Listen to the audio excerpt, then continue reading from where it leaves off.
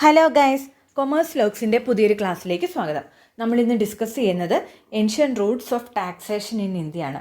ഇന്ത്യയിലെ ടാക്സേഷൻ്റെ ഹിസ്റ്ററി. ഇന്ത്യയിൽ ടാക്സേഷൻ വളരെ പണ്ടുതൊട്ടേ നിലനിന്നിരുന്നു. നമ്മുടെ പണ്ടത്തെ പുരാതന ഗ്രന്ഥങ്ങളായ മനുസ്മൃതിയിലും അർത്ഥശാസ്ത്രയിലുമൊക്കെ ടാക്സേഷൻ്റെ ഹിൻസുകളുണ്ട്.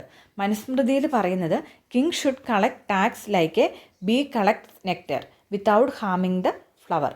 ഫ്ലവറിനെ ഉപദ്രവിക്കാതെ ബീസ് തേൻ കുടിക്കുന്നത് പോലെ ഒരു കിങ് അവരുടെ പൗരന്മാരുടെ അടുത്തുനിന്ന് ടാക്സ് കളക്ട് ചെയ്യണമെന്നാണ് മനുസ്മൃതിയിൽ പറയുന്നത്. കൗഡില്യാസ് അർത്ഥശാസ്ത്രയിലും income from agriculture, trade, mining, customs ഇതിൽ നിന്നൊക്കെ ടാക്സ് കളക്ട് ചെയ്തിരുന്നതിനെപ്പറ്റി പറയുന്നുണ്ട്. അതിൽ പറയുന്നത് ട്രേഡേഴ്സും ആർട്ടിസൻസും ഒക്കെ ആണെങ്കിൽ അവരുടെ ഇൻകത്തിൻ്റെ 20%, farmers A portion of produce അവരുടെ ഏതാണോ അഗ്രികൾച്ചറൽ പ്രൊഡക്റ്റ് ആ ഒരു പ്രൊഡക്റ്റിൻ്റെ ഒരു പോർഷൻ കിങ്ങിന് സമർപ്പിക്കണമെന്ന് കൗഡില്യൻ്റെ അർത്ഥശാസ്ത്രത്തിലും പറയുന്നുണ്ട്. സോ പണ്ട് രാജഭരണകാലത്ത് തന്നെ നമ്മുടെ ഇന്ത്യയിൽ ടാക്സേഷൻ സിസ്റ്റം നിലനിന്നിരുന്നു. ഈ ടാക്സസ് ഒക്കെ കിങ് ജനക്ഷേമത്തിന് വേണ്ടി, ജനങ്ങളുടെ ഉന്നമനത്തിന് വേണ്ടി തന്നെയാണ് സ്പെൻഡ് ചെയ്തിരുന്നത്. സോ ഇന്നത്തെ ടാക്സേഷൻ്റെ അതേ അർത്ഥങ്ങളോടുകൂടിയാണ് അന്നും ടാക്സേഷൻ സിസ്റ്റം നിലവിൽ നിന്നിരുന്നത്. ഇനി നമ്മൾ ഇന്ന് കാണുന്ന പോലുള്ള ഒരു ടാക്സേഷൻ സിസ്റ്റം എന്നാണ് നിലവിൽ വന്നതെന്ന് നോക്കാം. 1860 മോഡേൺ ഇൻകം ടാക്സ് നിലവിൽ വരുന്നത്. ജെയിംസ് വിൽസൺ ബ്രിട്ടീഷ് റൂളിൻ്റെ സമയത്താണ് ഈ ഒരു ടാക്സേഷൻ സിസ്റ്റം ഡെവലപ്പ് ചെയ്തത്.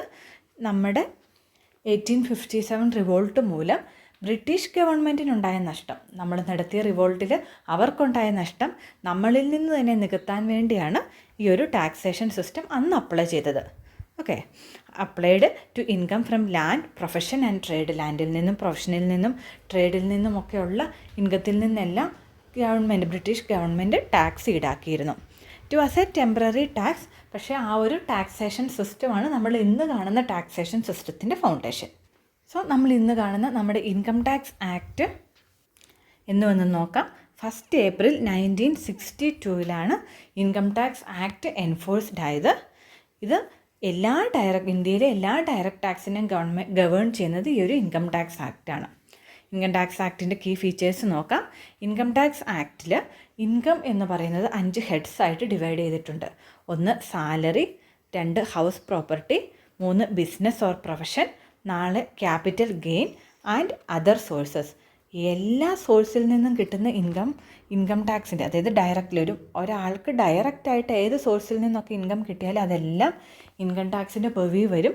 ഈ ഒരു 5 ഹെഡ്സിലായിട്ടാണ് ഇൻകം കാൽക്കുലേറ്റ് ചെയ്യുന്നത്.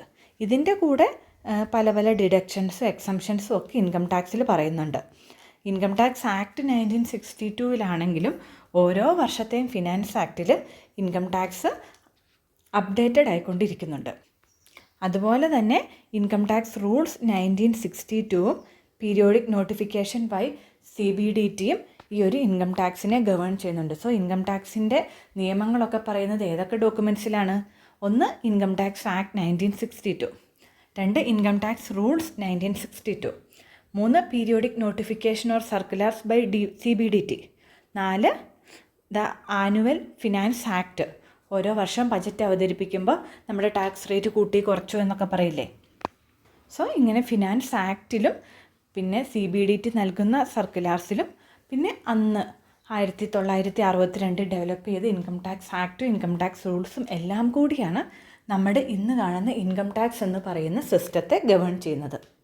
സോ ഇൻകം ടാക്സിൻ്റെ ഒരു ബേസിക് ഹിസ്റ്ററിയാണ് ഉദ്ദേശിച്ചത്. എല്ലാവർക്കും ക്ലിയർ ആയെന്ന് വിശ്വസിക്കുന്നു. Thanks for watching. കൂടുതൽ ഡീറ്റെയിൽഡ് ആയിട്ടുള്ള പ്രോബ്ലം ഓറിയൻറ്റഡ് ക്ലാസ്സുമായിട്ട് ഇനിയും കാണാം.